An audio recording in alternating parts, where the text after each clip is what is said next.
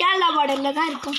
இங்கே வந்து உளுந்த செடி உளுந்த செடி அறுவடை பண்ணி இங்கே கொண்டு வந்திருக்காங்க. இங்கே பாருங்கள், இவ்வளோ நல்ல உளுந்து. இதுதான் உளுந்து, உள்ளே உளுந்து இருக்கும். இங்கே பார்த்தீங்கன்னா பாட்டி, இந்த உளுந்தஞ்செடி வந்து உளுந்த செடிக்கு எது விதையாக போடுவாங்க? இந்த பயிரத்தை நட்டணும். பயிர் இருக்குல்ல, இது மேக்ஸிமம் எத்தனை நாள் கழிச்சு இந்த செடி உருவாகும்? 3 மாதம். உருவாகிறது 3ஆம் நாளே உருவாயிடும். இது உளுந்து வர்றது எவ்வளோ நாள் ஆகும்? 3 மாதம். 3 மாதம் ஆகும். இப்போ அவங்க வந்து அந்த செடியில் நட்டுறதை வந்து உளுந்தை தான் நட்டு வைக்கணுமா? அது 3 நாளில் வளர்ந்துடும். வரது அதுலேருந்து உளுந்து வர்றது வந்து 3 மாதம். இதில் வந்து கெமிக்கல் இருக்கான்னு ஃபஸ்ட்டு பார்த்துலாம். நான் கெமிக்கல் ட்ரகர் எடுத்துகிட்டு வந்துருக்கேன்.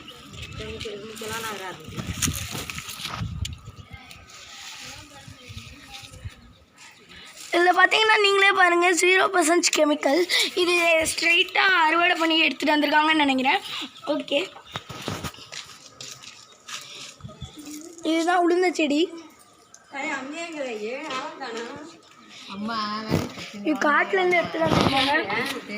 இப்போ பார்த்தீங்கன்னா இந்த செடி வந்து சில இடத்துல மட்டும்தான் வளரும். அந்த ஈரப்பதமாக இருக்கும், அந்த மாதிரி மட்டும்தான் வளரும். பாட்டி, இந்த உளுந்த செடி வந்து எந்த மாதிரி மண்ணில் வளரும்? செவல் மண்ணில் தான் இது வளரும். அப்படின்னா ரெட் சாண்ட் அர்த்தம். இங்கே பார்த்தீங்கன்னா இப்போ எல்லாத்தையும் தனியாக எடுத்து வைக்கிறாங்க. இந்த பாட்டி அதில் கருப்பு கலரில் உள்ளது என்னது, பச்சை கலரில் உள்ளது என்னது? பச்சை கலர் இது பச்சை கலர் பயிறு. இந்த காய் சொல்லுங்க. அது காய் முடிச்சு திங்கலாம். இந்த கருப்பு கலர் இருக்கிறது நம்ம தோசை போட்டு மாவாட்டி சாப்பிடுவோம். உளுந்து, உளுந்து இதை உடைக்கணும். அதை உடைச்சி உள்ளதான் உளுந்து இருக்குமா? ஆமாம், அதை வச்சு நடை போட்டு ஆட்டினா மாவு, உளுந்த மாவு. இப்போ இந்த செடியில் ஏதாச்சும் கெமிக்கல் கலந்துருக்கான்னு பார்க்கலாம் வாங்க. செடியிலலாம் கெமிக்கலெல்லாம் கலக்காது. நம்ம காட்டில் நட்டி இருக்கிறது எப்படி கலக்கும்? பார்த்தீங்கன்னா 0%.